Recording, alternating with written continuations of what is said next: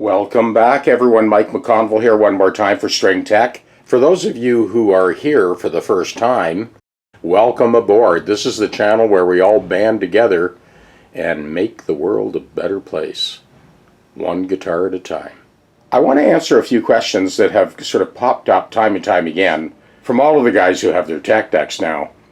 This white high-density foam that you see, where I jam all my tools in it, you can find that at any place that makes flight cases. But there is a much more cost-effective alternative. Have a look at this. Pool noodles. Cut them up. They just tuck right into place, and you can jam all your tools in there. No, they're not as durable as that high-density foam they use for flight cases, but you know something, they do the trick.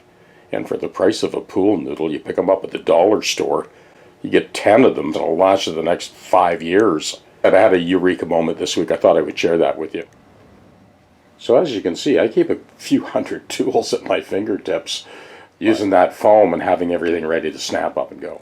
I remember meeting Thomas Nordic backstage at the Generation Axe tour. Steve Vai's guy is sort of granddaddy of all guitar techs. I remember him saying, "Mike, at age 71, every second counts." These are all tips that I wanted to share with all the latest guys that snapped up their TechDecks in this last week and a half.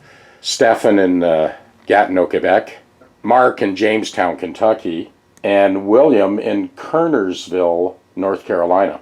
We have this 5622T Gretsch that we just put a roller bridge on. It's got the Bigsby tremolo on it. The next super detailed neck reset video is coming up, and that's on this D41 Martin.